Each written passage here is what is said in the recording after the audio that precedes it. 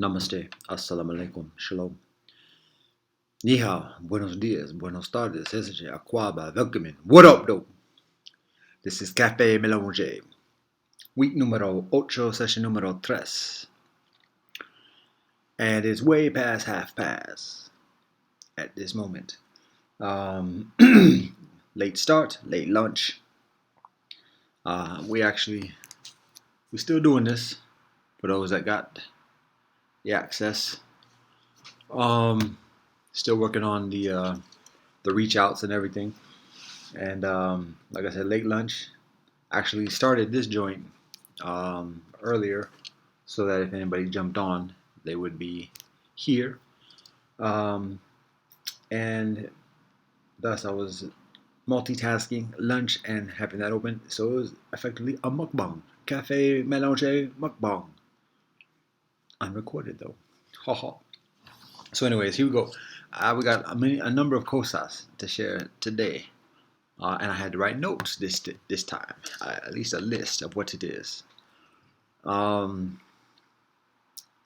So it includes a story. It includes some teachings building from what I shared before. It includes some challenging considerations. It includes some humor, and it includes some updates.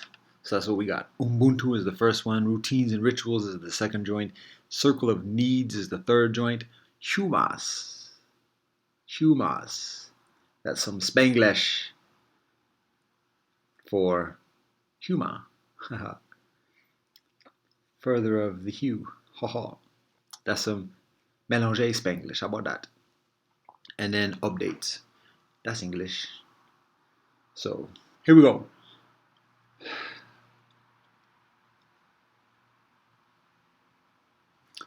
I'm adding one. Calling it audible. Heaven. Let's see if we can get to that one too.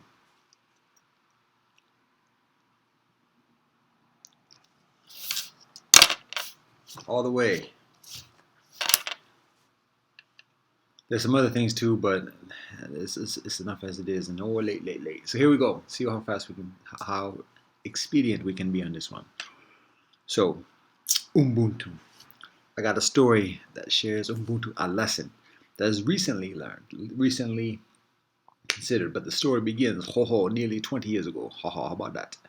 So, the way the story goes, I was in my bonus semester. It's a law school story. I was in my bonus semester of law school. That means that the 11th of September just happened. Yeah, we're back on that again. Yo, you see these gray hairs? There's stories that go with that. So anyways, and wisdom too, by the grace of God. I'm sharing this because there is a lesson that's just recently learned from this experience, building from previous recent sessions, even this week. And so that's why I share it. But to understand the lesson, you got to know the story. So here's the story. I was in my bonus semester of law school.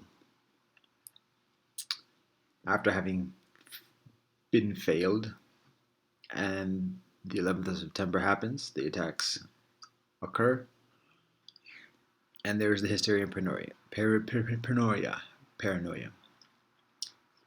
Now, in that semester, I only took 2 courses, those courses.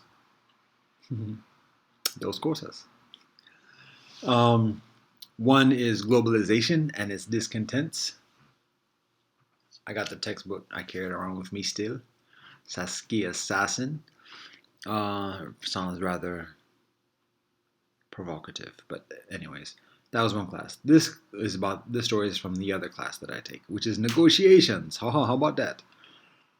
I dropped out of I dropped a course on warfare before everything happened, and seeing the hysteria in that course, I was like, yo, this ain't the one for me. Let's go into negotiations. So I took negotiations. Now this course was actually a special course.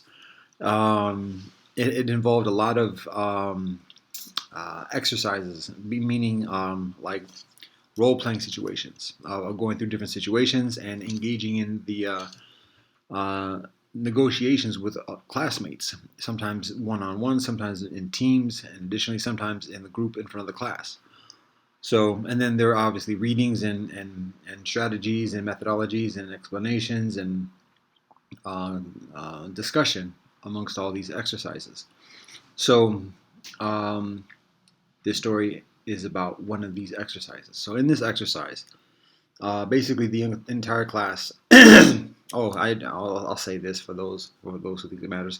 The course was actually taught by a young professor from Harvard who made a special trip to the Potomac area on class days to actually teach a class. He and his assistant. So I just said that as a scene. So on this particular day, on this particular exercise, the entire class consists of about maybe 30 people, 30, are divided into groups of about 3 or 4. So there are about 10 groups, thereabouts. And so each group is paired with another group. So there are about 5 sets of group pairs. And each pair is to negotiate with each other. We're given in these exercises, we're given like a statement of like what the detail or what the facts of the case or the situation are, and then we're given, and that's something that everybody has. And then we're also given a confidential sheet of like what our interests are, what we want to get out of the negotiation, what we can't concede in the negotiation, and additionally. And so each group pairing is given the same scenarios, and each group plays a role in each of those scenarios.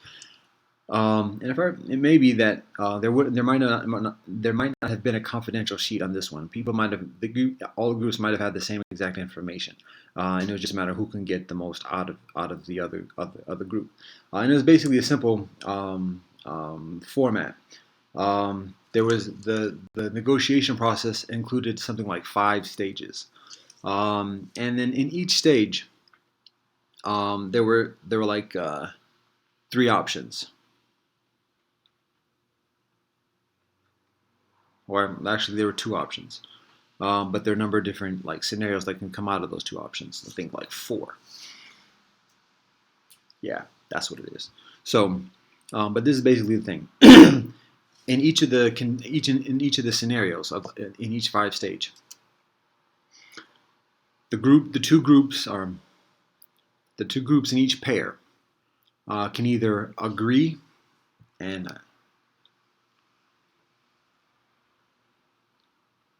cooperate with each other. Actually, there are only 3 options. The group can agree and cooperate with each other, or something like that. Here it is. The 2 groups can agree with each other and agree to cooperate with each other. And if they both agree to cooperate, they get like a certain amount of points.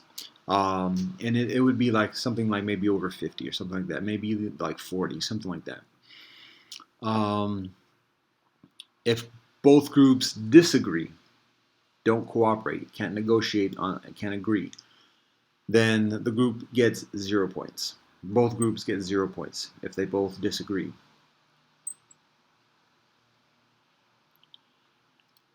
If one group agrees and is willing to cooperate, and the other group disagrees, okay, that's a little bit inaccurate. I'll do it again, just for the sake of this scenario. It's been a while. It's been 20 years since I did this joint. So if both groups agree, let's say they get 50 points. If both groups disagree, let's say they both get 20 points. And if one group agrees and agrees to cooperate, and the other group doesn't agree, then the group that doesn't agree gets 100 points. And the group that was going to agree, but it didn't happen, gets 0 points. So the basic point is this. If the 2 groups can agree, and so the way it would work is that there would be a negotiation and say, all right, do you want to agree? Okay, let's agree. Do you agree? Okay, let's agree. And then that would be, the groups would meet, and that would be it. And then Then they would write whether they agree or not on a sheet of paper or something like that, and then they would turn that in to the professor on each stage. And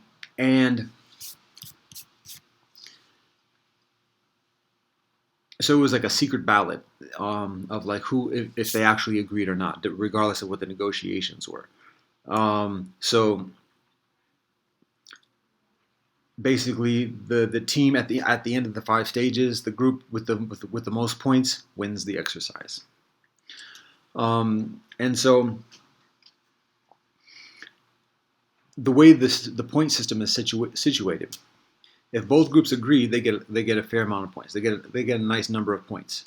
And if both groups disagree, they get a lower number of points. However, here's the tricky thing: if one group gets the other group to commit, but then betrays that committal, then the group that does the betraying, that says, "Oh, let's agree," and then they go, we're not agreeing. They get 100 points. They get way up there. They get twice as much if they just both agreed. And if the other group like puts itself out there and like is willing to cooperate, but then gets betrayed, well, that's the lowest you can get, 0 points. So it would be you would get further points if you refuse to agree, and the other group refused to agree as well. So that's kind of what it is. If both agree, it's 50 points. If both disagree, it's 20 points. 50 20. And then if it's if one group does the betraying, that's 100 points, and if the other group is betrayed, 0 points. So that's the scene, that's the stage, or that's the setting. We do that, and in my group, I'm the nice guy. I'm like, oh, let's always agree. Come on. It's 50 points, 50 points, 50 points. We don't need to be greedy, this and the other. And part of the thing is there's that motivation of betrayal. Because you get double the points that are thereabouts, but then there's also motivation for cooperation because there are 5 stages. So if both groups betray each other at the first stage, guess what? They're only getting 20 points. If they can refuse to cooperate with each other after that and only get 20 points. And so they might get more further than the group that they're negotiating with, but they're probably not going to get further than the other groups that might be cooperating with each other. So there's the group dynamic, or the aggregate dynamics of it. So that's the situation. That's the role play. Now, again, I'm the nice guy. I'm like, oh, let's agree. Let's cooperate. It's the principle. And I mean, yeah, this is an exercise, but there are actually life lessons that are taught in this, and additionally, so it's other than just a simulation or a scrimmage. But anyways, here's how it goes. So I would say, let's agree. And my team is like, nah. They were kind of quiet, and they kind of just like acceded to my kind of enthusiasm or whatever. And so we get into our tete-a-tete with the other group, and the other group's like, hey, we want to agree too. Let's get ahead of the other groups. So we both agree to cooperate, and then when the ballots are done after the first stage, some of the other groups like did the betrayal and everything else, but some of the other groups cooperated, and our groups cooperated. So cool. Then do the same thing second stage. You want to agree? Yeah, that's great. Let's see. We're doing all right. Nice God. Thanks God. You came through. All right. We trust you now. Okay. Nice. A wee bit. So all right. We do a second stage. Both agree. We both agree. So we're doing all right. Nice job. Trust you. Nice job. You followed through on your word. All right. Cool. Some of the other groups.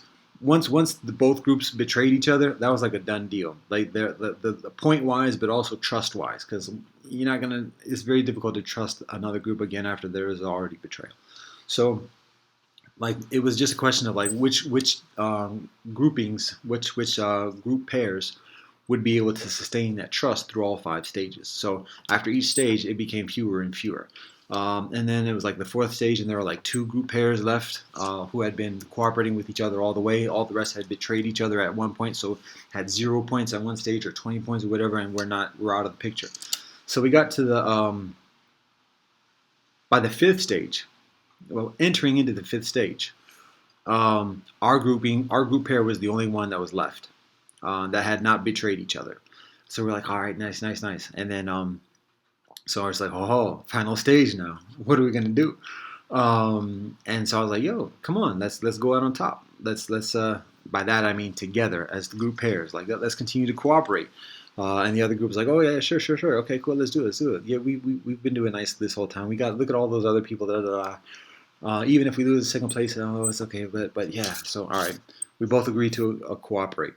And then the ballots come in. Ha ha. Our group cooperate. The other group, ha ha, betrayal. And got the points and thus won the exercise. So now we get into the discussion of motivation, of rationale, explanation. Oh, you went back on your word, did you? And so now this is the thing. On that fifth stage, my group had at that point actually, interestingly enough, my group had actually become increasingly like energized by that point. Like, oh, wait a minute, we've been trusting this thing, and it's actually been coming through. We've been doing all right. We're still in the hunting and the hunting or the in the running, and by the fifth stage there was like enthusiasm, but they're like, okay, now let's do the betrayal. And I was like, come on, y'all. And so it was interesting to see that group dynamic. My group before being very reluctant and not carrying this and either or whatever, sure, fine, whatever. But by that stage, the fifth stage is like, you know what, this is kind of decent. Okay. But now we should cash in now. I was like, come on now, it's the principle, yo. Let's be true to that. And by that point, I was the one who was saying cooperate the whole time. So I had like a certain amount of standing and influence and even authority in our group discussion because I've been saying the same thing the whole time. Let's cooperate. And by that, so that anybody who, even with that enthusiasm and that eagerness, and then the coinciding suggestion to cash in, it was still qualified by the constancy of my message that I shared throughout the exercise. So then when we got betrayed, haha, it's on me too. It's like, yo, we told you should have done that, but they were quiet because they couldn't say anything because they knew it had to be in that way. So, but now I had to answer for that. I still had to answer for that.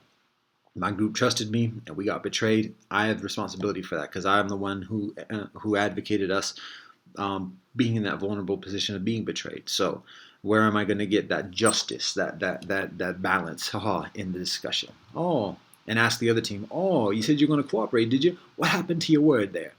And I'm not quiet about it. Like, let's talk about this. Let's get it out there. You're not going to get that. Just them points is going to be costly for you. It's going to be expensive. So we're going to have it in the discussion because, again, there are things beyond the exercise and beyond the points, and you done sacrifice that. So we're gonna talk about that for your benefit, so you can get that out. And so let's hear that reason why he had to do that. So we got into the discussion, and the leader of the other group, who had been who had been like my counterpart in our negotiation, he took again the lead in speaking for the group, and he was very emphatic, and he started getting into his lawyerly jockeying or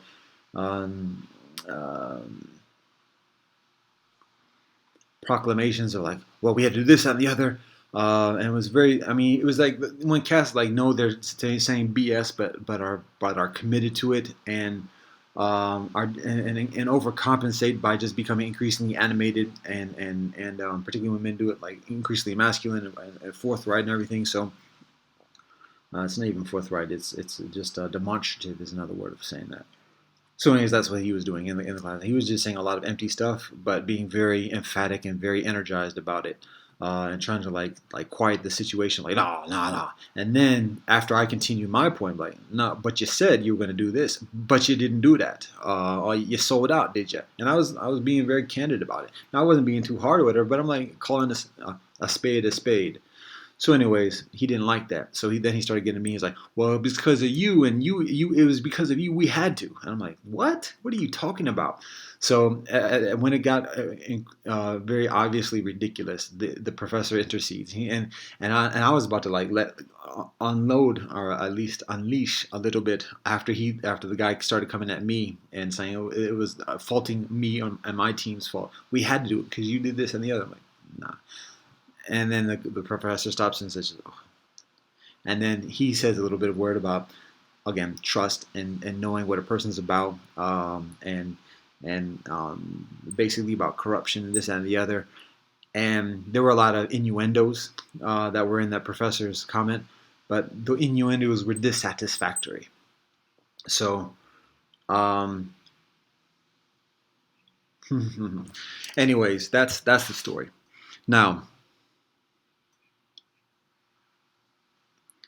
to be honest, I've talked so much that I have to think about what the recent lesson is. Oh, all right, now I got it. Okay, so ha ha ha ha ha. Yes, this is what it is.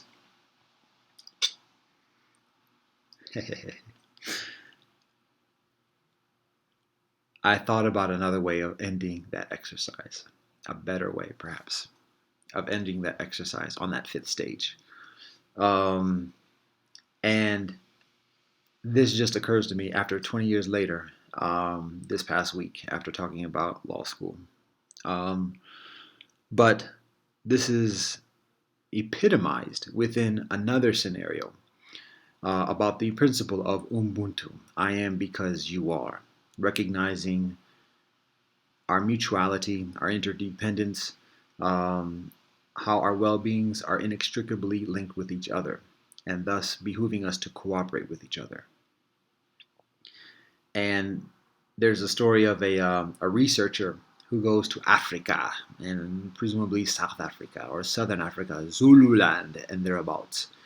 And he goes to this village, and he's got the Western treasures and this and the other, motivating people to participate in his schemes. So his studies, and on this particular occasion, like he's visiting the village and he's doing his anthropological studies, and the village agrees for him to like ask the children of the village questions. And so, in one of these exercises, the the anthropologist has some candy. He has a nice bag of nice candy, and he says, "Okay, here's the game. Here's the deal. I will give this entire bag of candy to the person who can cross that line first." That's what he says.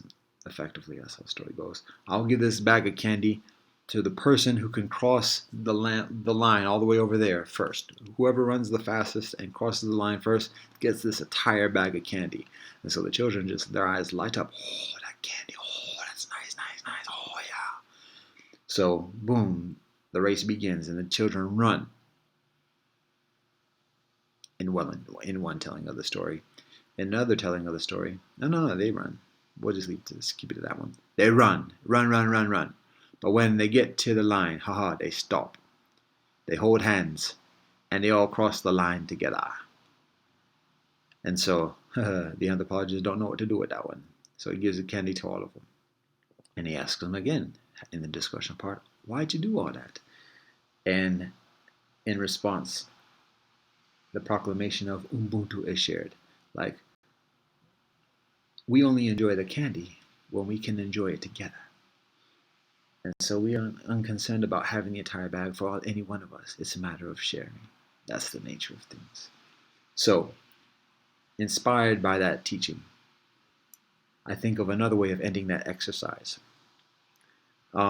Instead of, well, in that fifth stage, when it comes time to turning in our ballots of whether we want to cooperate or not cooperate with each other, and in accordance with the stipulations of the professor and the implications of the binaries and everything else.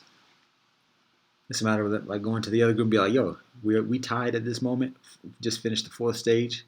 Yo, let's not cooperate, and let's not cooperate. Let's not fill out the ballot at all. How about that?" And that way, we both trust. We don't have to worry about being betrayed because we're not putting anything down. Because now, we challenging the parameters of the game. So, didn't think of that at that moment, but one of the lessons that continues afterwards. That's part of that notion of thinking outside the box while still living inside the box. Oh, it's tricky. It's tricky to rock a rhyme. To rock a rhyme that's right on time. It's tricky, how we say.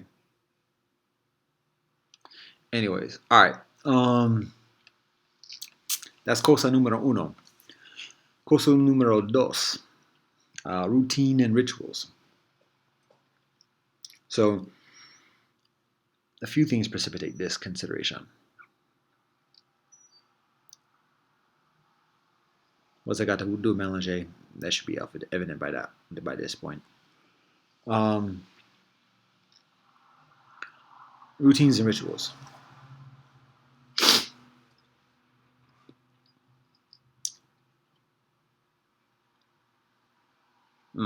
So, in one of the recent YouTube joints I watch of a young sister, I think she's still in Scotland. I haven't even done my Scottish accent yet, my proper Scottish accent. It's almost one of the few things I know properly to do at the moment with a proper Scottish accent, which is this: £2.30. That's very distinct in my memory. It's what the cabbie says after we went to the pub one day, just very distinctly, and so it's in my audible memory banks. £2.30, and now it's getting a little bit Irish on that one. But anyways, the sister,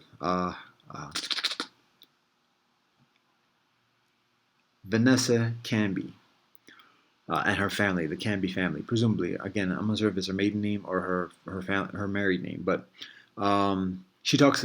I saw one of the titles of her vlogs or videos about how she meets her husband. She talks. She references the law of attraction, and she actually mentioned this in another video about like planning, like putting it on whatever that I don't do the law of attraction thing. I know that's anti YouTube culture, or whatever, but it's like common sense, or it's just like another the newest articulation of just dependent origination. Anyways, I don't knock it if it does things beneficial for people. There it is. But my thing is not to promote law of attraction. I'm just saying that's what she was talking about. And she said she was writing her whatever it's called, the memory board or dream board or whatever it's called. And I don't mean to be flippant on. I don't know what it's called. I have difficulty recollecting what it's called. But one of those things about writing what one wants in life, and then like uh, doing a regular kind of plan of action or mindfulness towards getting that, and then looking back at it and seeing where things go. And I've seen a number of YouTubers reference this. So, anyways, she describes that her meeting her husband as being on her dream board or whatever it's called. So, um, I think to myself, and she also mentioned something about like planning ahead, 5 year plan, 10-year plan, and other people talked about that again, particularly in the context of being married, of like where do you see yourself in 5 years? Where do you see yourself in 10 years? So I think to myself, that's something I did grow up with, and I do remember doing it myself, particularly in business school when these things are popular. Um, what's your 5 year plan? What's your 10-year plan? And again, also even as a premise for meeting young women, is like, what do you see yourself 5 years? This and that. Do these things coincide with each other? And there's legitimacy within that. There's legitimacy within the dream board, additionally. Um, However, when I think about this, when after watching that, and I think to myself, like, okay, where did I see myself 5 years? Where did I see myself 5 years ago going in 5 years? It's a little bit daunting because in my spiritual discipline, in the spiritual tradition of my peoples, we're very careful about how we perceive the future and what we expect in the future and what we solicit from the future, because we recognize all things happen according to the grace of God, according to the will of God. You can say Inshallah, Bezrat Hashem, and additionally. Um, but there's relevance of like having a 5 year plan, but still it's like, who am I to like say this is what it should be, or what it will be um, definitively. Um, it's beneficial to plan, but also to be modest. So, anyways, all that being said, I have difficulty doing a 5 year plan or where I see myself or what doing that. Particularly when you think about like when meeting a woman. In my case, me meeting a woman. Um, if that's the goal, if that's the purpose, if that's the obligation, the duty, then that's a big part of the equation. And any vision I have in 5 years, if I meet a woman before that, is going to be significantly distinct, because it has to include, it has to be part and partner with her vision and her plans and the plans of her family and plans of my family, and additionally. And so it's like, yo, that's a lot to think about, and I'm supposed to anticipate that, because I do plan on being married. God willing, I will be married. So I'm supposed to like be able to anticipate and like and predetermine what she's going to be thinking, what she's going to want, and everything else, and then factor that into my 5 year plan. That's tough. So it's a little bit daunting for me to do. And again, there's legitimacy within it, but it's a little bit intimidating, perhaps, is one way to describe it. For me to do it these days, I have much less of an ego. I'm much further humble. And so the notion of like, oh, you don't have a 5 year plan? Well, I'm just not that presumptuous. I've learned better. I've learned further. But here's another thing that kind of balances that intimidation, and that share. Um, And I preface this by saying something I was supposed to say before, at the very beginning. And I was trying to remember that at the beginning, but now I remember it, so I'm going to share it at this moment. When thinking about the future, um, Confucius says, that's a little bit jumping ahead. Confucius didn't say this, but here's what I say. Here's what I share. It's just a little bit of an aphorism, something like that. But here it is. The poor man says, I wish I could do. The rich man says, I could do. And the righteous man, the wise man, says, I do. I've shared that one before on other situations and sessions or whatever, but this is the thought, or this is the consideration, this is the explanation. The poor man, I wish I could do, is thinks about things that he perceives beyond his control, and because of that, he just wishes he could do this, he could do that. I wish I could do this. I wish I could do that. Oh man, I wish. Give me a lottery ticket.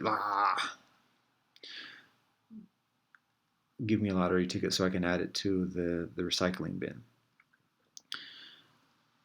But that's what the poor man does. I wish I could do this. I wish I could do that. So then we get into the rich man. So he doesn't worry about wishing because he can do things. He's got ways and means, power, and money, and all these other things, people at his disposal. So he doesn't say he wishes. He says, I could do this. I could do that. I could do this. I could do that. Particularly as a way of getting other people jealous and envious and wanting to be on his team, but for other reasons as well. But for whatever the reason, he talks about what he could do, but he doesn't actually talk about what he does as much. And the talk might be not necessarily verbally, it might be flashing things or whatever else, but I could do this, I could do that.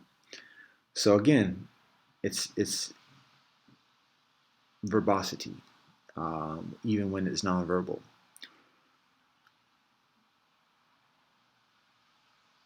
Gesticulation, conjecture, unactuality. So that's the rich man. The righteous man, the wise man, doesn't worry about wishing, I wish I could do that. And doesn't worry about possibilities of power. No. I do. He does it. He just does it. He don't just is it, do is it, does it, bees it, all that. And it speaks for itself. And the further consideration with that is that it does it on a regular basis, day in and day out. And that's when we get to what Confucius teaches, which is rituals. And this was the second part of what I was mentioning in the previous session earlier this week. I'm trying to remember what the it was a dual thing, but one of the things that Confucius emphasizes, honoring our ancestors. I talked about that yesterday, honoring our ancestors, but also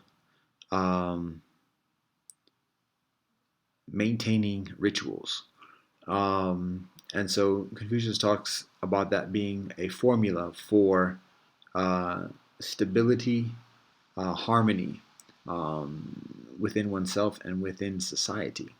Honoring our ancestors and ritual, doing things regularly, and connecting with the ethereal in an intentional and shared manner.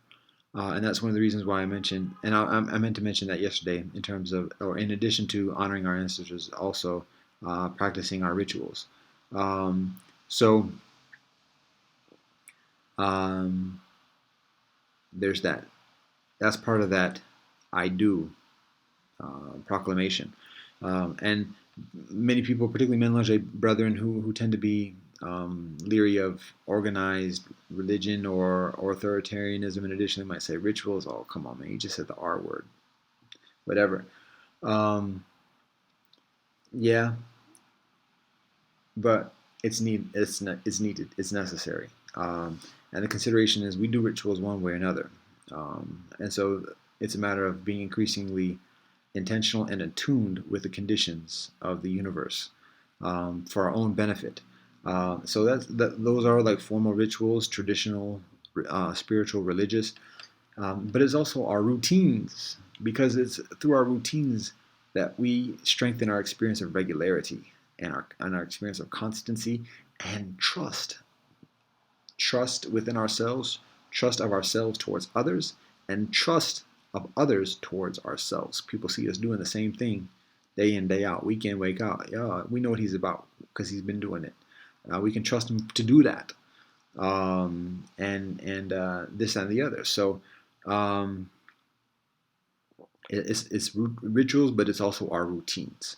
And again, we strengthen the regularity. It's like swimming in a little swimming pool. You get that current moving, then you can when you get tired of walking or whatever, you can just ride with the current because it's built. It's that momentum, and so that's part of the nature of routines. And so it might skip one day, might skip a day here, this and the other, or might miss a day. Okay, but keep back on the routine.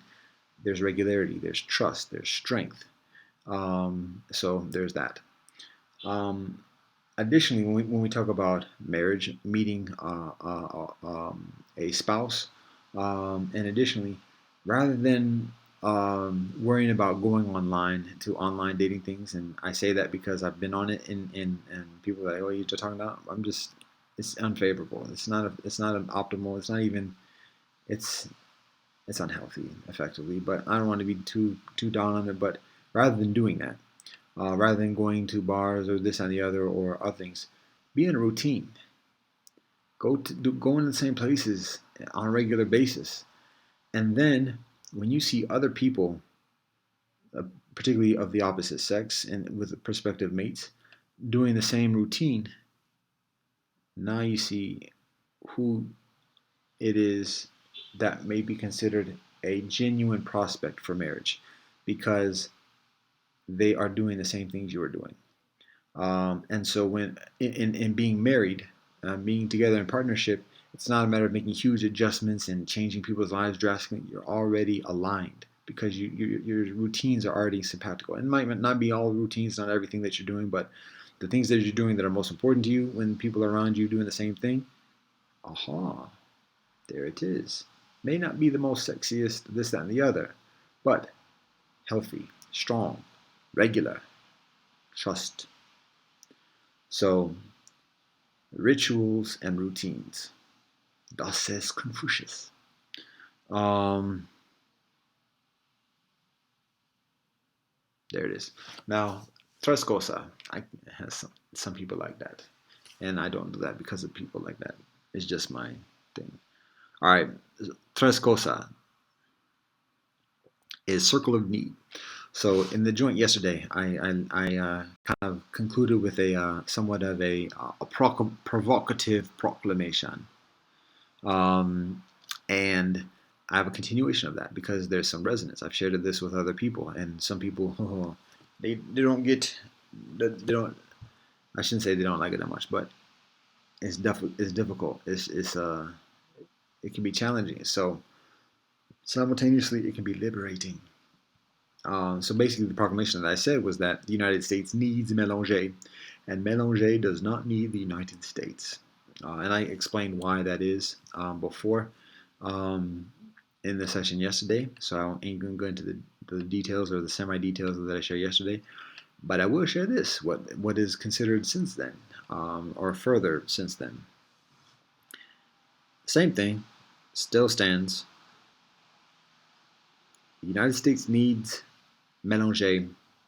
Mélanger does not need the United States. And I will say the purpose for that. It's the purpose of resisting assimilation to U.S. mainstream.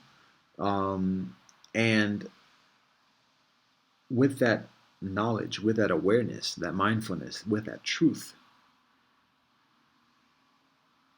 being able to better see and experience and manifest the balance in negotiation with institutions that are historically aligned with U.S. mainstream.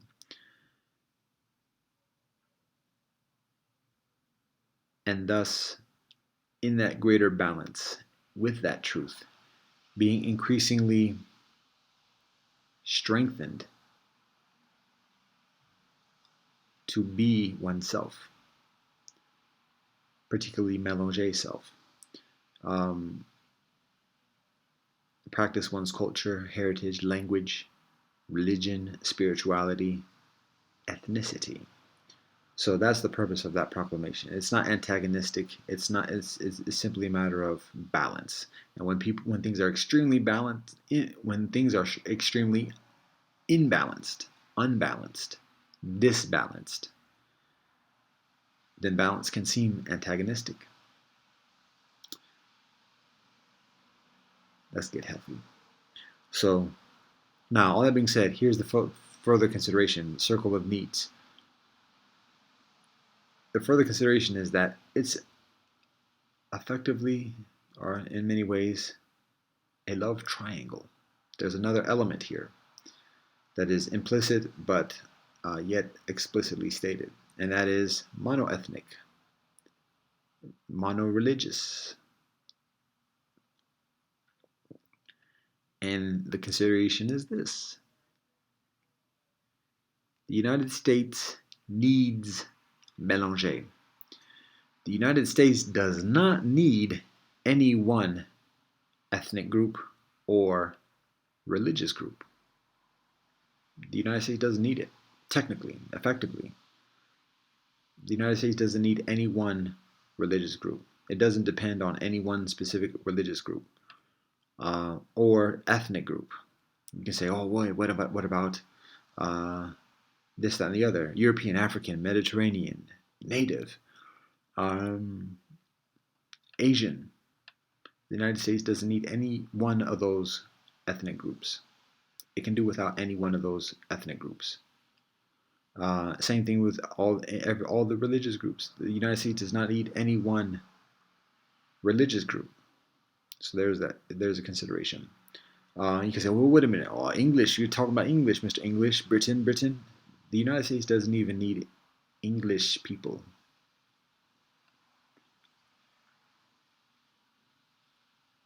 That's the nature. So, now that being said, Mélanger needs each ethnicity, and Mélanger needs each religion. That's the nature of Mélanger. So again, that makes things increasingly perhaps interesting or balanced or leveraged in terms of negotiation and influence, but that's the thing. The United States does not need Mélanger. Strike that. Lapse of concentration. The United States needs Mélanger. The United States does not need any one ethnic or religious group. Mélanger does not need the United States. Mélanger needs each ethnicity and religious group. Ethnic and religious group. Then the consideration becomes, on the part of each ethnic and religious group, who you with.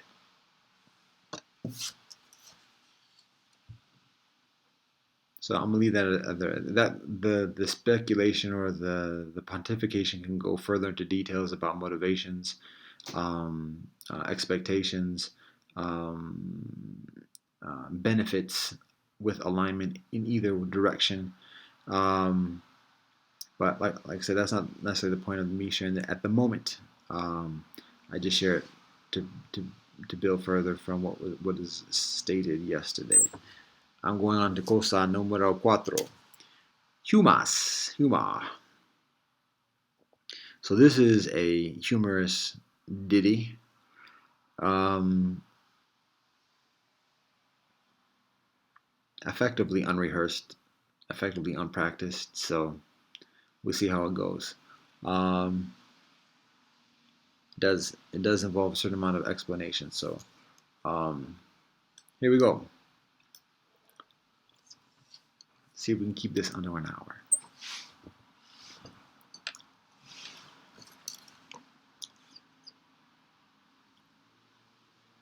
This is about British brethren. There seems to be a man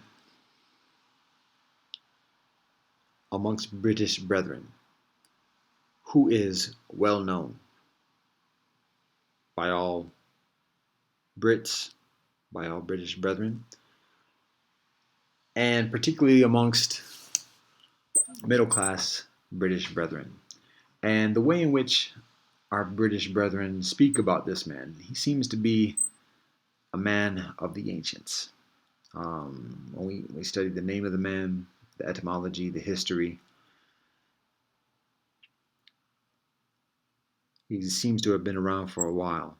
And again, also, but by the way he's conjured, how by the way he's referenced, seems to be well thought of.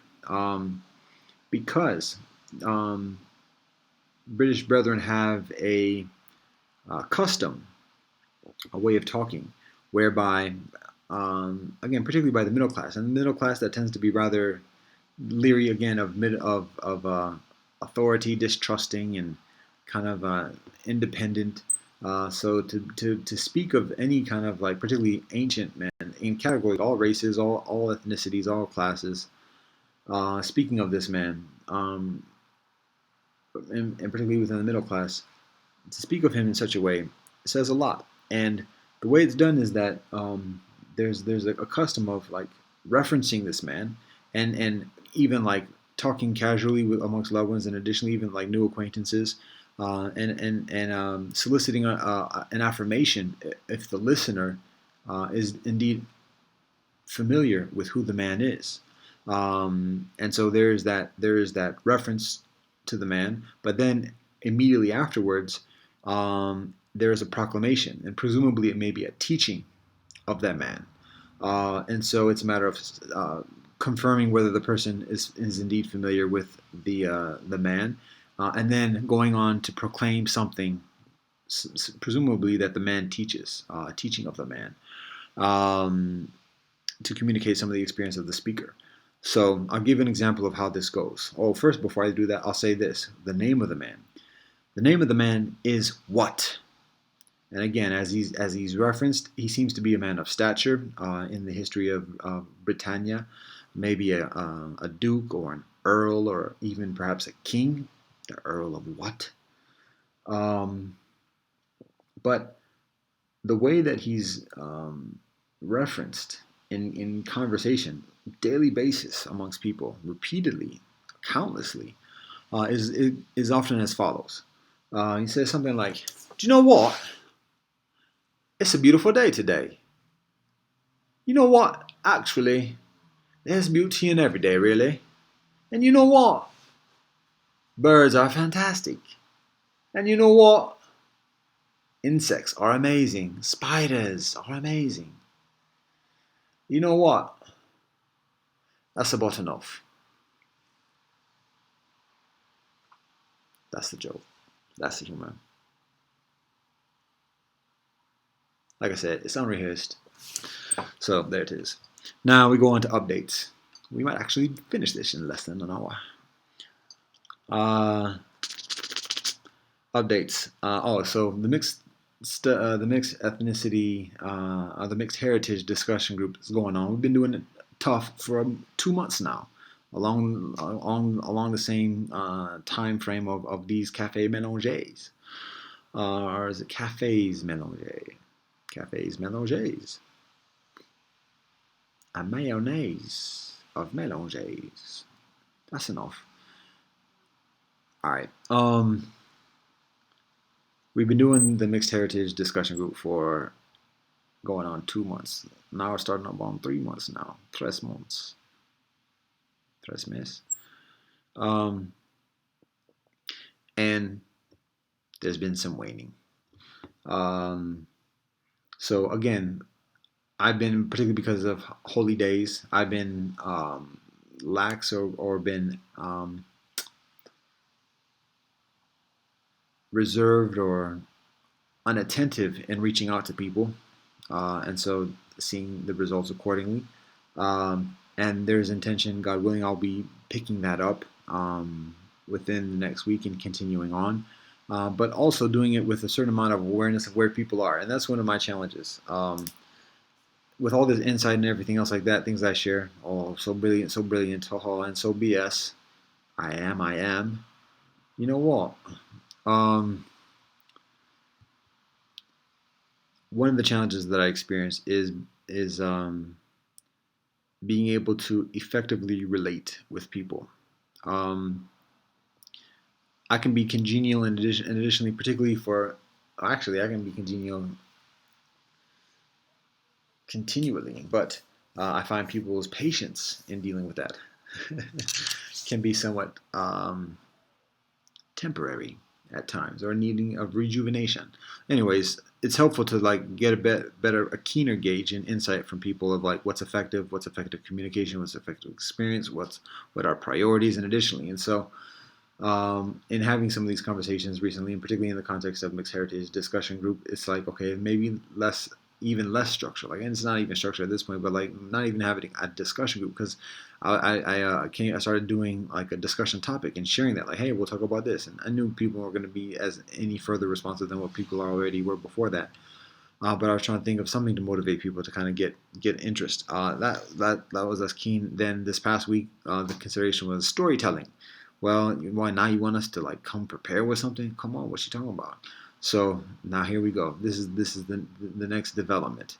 Social hour. Just okay, you don't want a discussion topic. All right, we ain't gotta have a discussion topic. Oh, you don't want to tell stories. All right, we ain't got to tell stories. We'll just be like here, and like at least we'll be social and a social hour. So if you want, you can discuss a discussion topic, or if you can, you can, share a story, or you can listen to the ones I got. Your choice if you choose to show up. But anyways, social hour. So that way it's less formal or whatever else. Somebody also makes the comment or the recommendation of having like a lunch group. That's actually what the discussion group is intended as.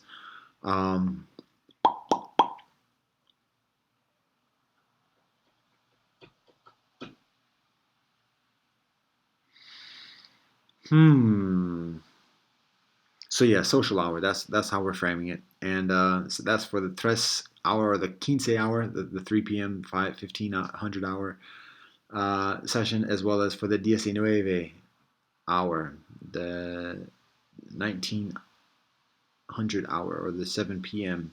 Session.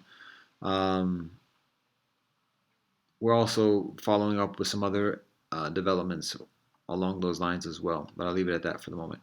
The other consideration is, right, we're concluding with heaven. So before we get there, I'm going to share this ditty about eating.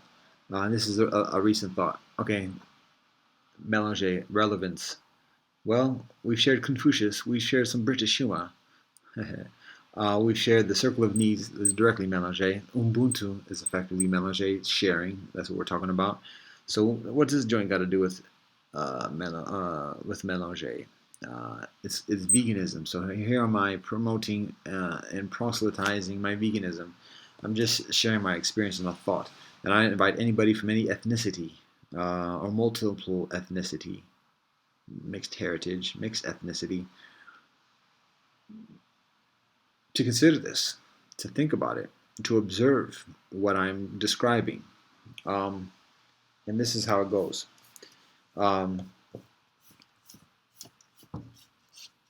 Based from recent experience, I think about how animals eat.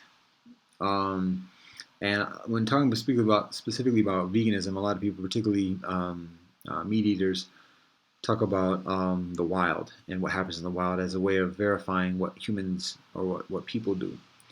Um, so there's certain legitimacy within that line, that rationale, but there's also a certain amount of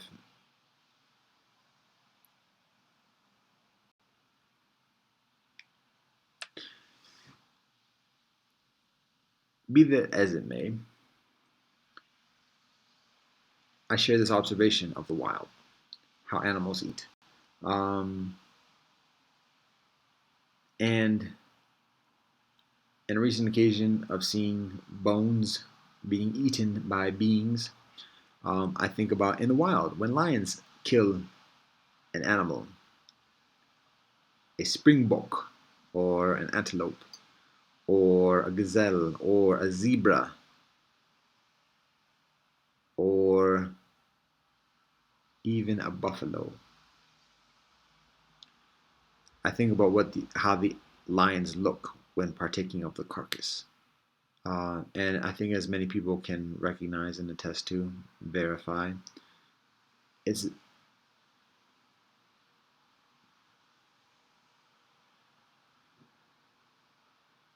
vociferous, voracious. That's what it is. Voracious. They go at it. They tear it up, literally tear it up, and like go at each other whilst they're doing it as well because they're fighting to get as much of it as they can. That's how lions eat. Now, in some ways, it can be, and sometimes on certain instances, it can be less um, uh, of a scene than on other such situations. But when you just look at that scene, when you look at that picture, look at that image of a lion eating the carcass of another animal, yo, that's tenacious. Yo, that's like hardcore. That's like it's not even all. It's predatory. It's voracious. There are other words that I can think of if I make an effort, but we're running on that 1 hour mark. So, anyways, it's just wow. Okay, but the other thing is also if you look at like pretty much any predator eating its prey, it's a nasty sight. It's like that's not a judgment, but it's just like they're eating another animal. They're like tearing it, getting the guts and everything else like that. Hawks, wolves, hyenas, crocodiles, and additionally, just at it, animalistic, um, beastly, all pretty much. Uh, it can be considered the vast many predators of Earth.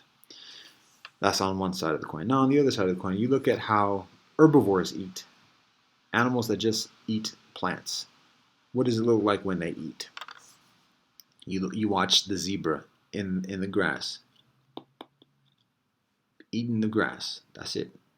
Usually as a group, and usually when the only time there's excitement, I mean, it's like, oh, one of them lions coming on. We gotta get out of here. Same thing with the gazelle. Same thing with the springbok. Same thing with the antelope. Same thing with the buffalo.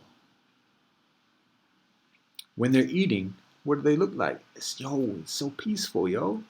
It's so harmonious. It's like, it's boring. It's like, that's it? That's all you're gonna do? Come on, let's see a show. But if you're in it, that's peaceful. Um, oh, I didn't mention other predators. Sharks, piranhas, additionally. Killer whales.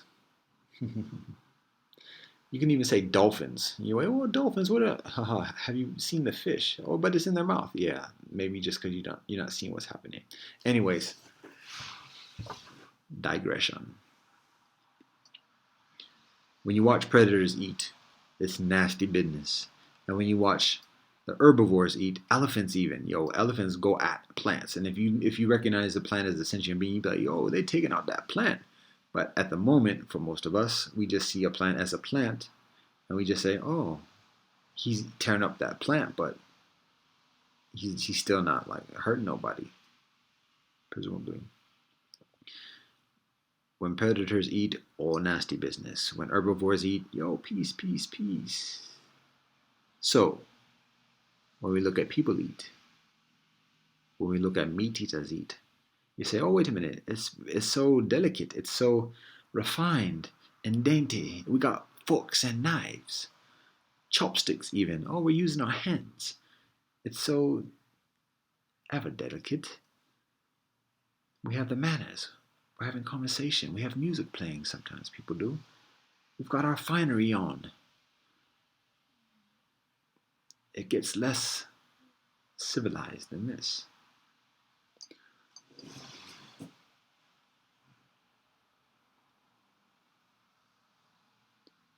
Here's a consideration. Over an hour. Here's a consideration. Yes, when you look at people eat, now, first of all, when you look at a lot of people eat, people are stuffing their faces. Not necessarily, it's regardless of what they're eating, whether it's meat or otherwise, because, and I can be called guilty of doing the same thing, just stuffing the face. So that's one thing to be mindful of, that. But this one thing I've recently observed, and again, I'm inviting people to also consider this and do their own experimentations and validate or validate or invalidate what I am sharing, the observation that I'm sharing. It's this. When people are having a conversation, sitting around a meal, and this and the other, before the food comes, before the food is shared, there's like a certain tone and vibe and everything else like that. And then when the food arrives, and particularly when it's increasingly animalistic, like if they're bones, like if it's like chicken or ribs or like I haven't seen a stuffed pig or anything else like that, but when it's increasingly like less processed, when you can see like the flesh and like the bones, people become increasingly animalistic when they partake of it. And it's not within the explicit behavior. It's not people like fighting over it or whatever else like that. But if you listen to the words, if you listen to the rhetoric, if you observe the intellect that changes when people become animalistic in eating that, the mentality changes because the nature of behavior changes when a person partakes of another animal. And it's manifested within the discussion. The humor becomes increasingly biting, the criticism increasingly biting. Whether it's towards others in the group, whether it's towards others outside the group, whether it's towards oneself or otherwise, it just becomes increasingly primalistic and predatory. And that does have further implications because what we say when we're eating is a sacred, holy thing, and it has so many significant influences beyond the meal itself as we continue in life. So it's something to be mindful of, how the things we say when we're eating shape who we are when the meal is concluded. So I just share that as a consideration. To listen to the discussion, particularly when the meal is when the animal is being consumed, how people's stories change, how they become increasingly predatory, and additionally, because there's a shut off switch when it comes to compassion, metta, ananda, chesed.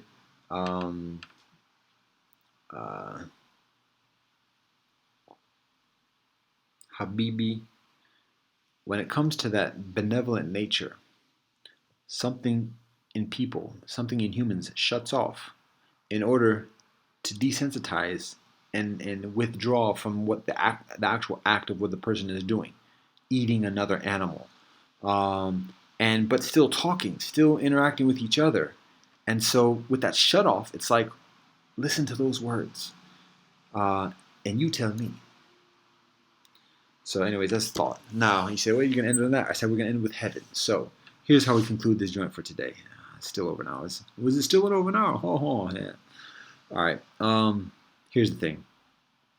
Now, this is a little bit, I'm getting into my preachy thing. And I invite conversation on this. It can be nothing less than an invitation for conversation. It just happens to be I'm the only one here. This joint is still running. I had a full battery, so it's still on today. But anyways, so I invite response on this joint. But here it is: proclamation, controversial, revolutionary, apostatic, or you can just say heretical, or otherwise heresy. Here it is: everybody goes to heaven. At the end of the day, at the end of life, everybody goes to heaven. Full stop. Everybody. Now, for many, that might just seem very awesome at the beginning, just like, oh, you mean I'm going to heaven, confirmation? Oh, I feel nice. But then they think, oh, wait a minute, now, hold up. You mean so and so is going to heaven too? Wait a minute, they've been doing dirt. That too. Everybody goes to heaven when we pass from life. Now, the addendum to that is this. You said full stop. Well, before you get to the full stop, here's the addendum. Everybody, each of us, answers for everything that we do in this life. Everything that we do, everything that we say, everything that we think, we answer for in this life. We answer for it. And again, people say, oh, hold up now, because I seen this cat do dirt and this cat do dirt, and I ain't seen them never answer for nothing all the way up till they done took it. Everybody answers for what we do in this life.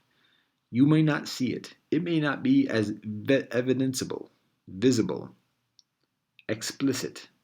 Everybody answers for what we do in this life. Everybody respectfully answers for every individual answers for what every individual does respectively in this life. You don't know what anybody else is going through. You might see the facades, the veneers, the illusions. I implore you not to be misled by those facades, to not unduly trust in those facades.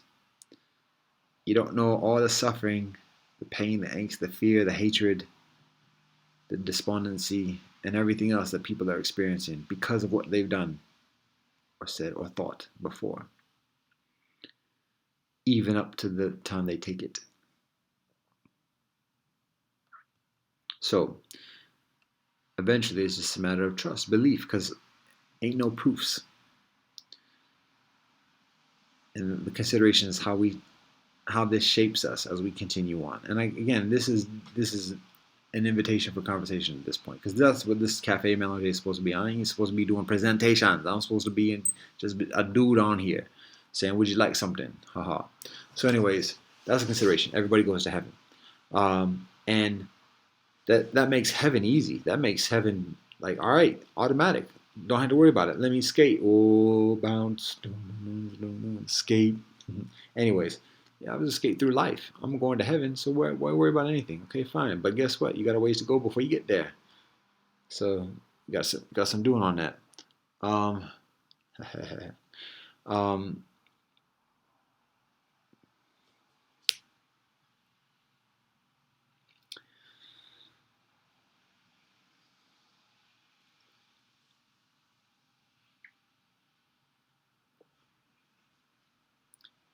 Everybody goes to heaven. That makes heaven easy. That makes life difficult. Because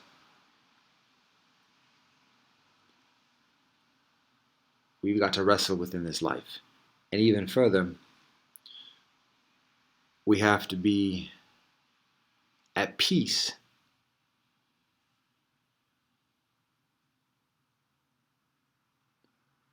with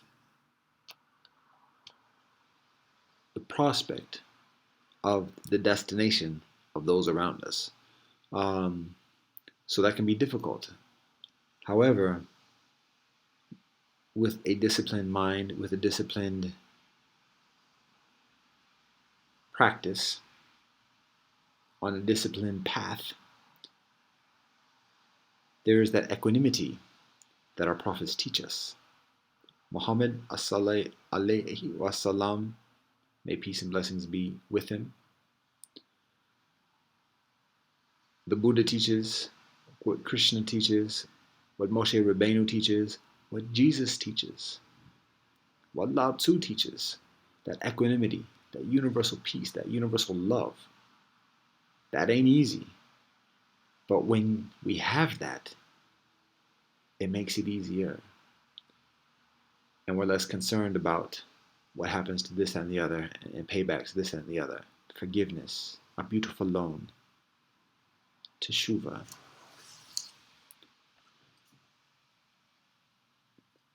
We worry less about the payback, the retribution, the vengeance. We have a better understanding what justice is. Yes, we be righteous. Yes, we stand against aggression and the atrocities that people are committing. Yes, we do that. Continue to do that. But when we have things controlled, when we have things quelled, and it comes down to the tribunals, it's not a matter of sending a message to others by what we do afflict towards the previous transgressors. It's simply a matter of saying, you done did this. We got to keep you away from the potential of continuing to do that. So we're going to lock up. Ain't got to kill, ain't got to torture, ain't got to put on a pole, impale, and otherwise make a spectacle, make a lesson. Make a way for the people to continue further righteously. Yes, that might be in quarantine. Yes, that might be in solitary. And yes, that might be indefinitely. But that's the way it be. So anyways, everybody goes to heaven. That's how we end this joint. There it is. There we go. Namaste. Assalamu alaikum. Shalom. Zajin. Adios. Te chakris. Esempe na asabubo. Esempe na asamubo. Kirling Ofred. One love and peace.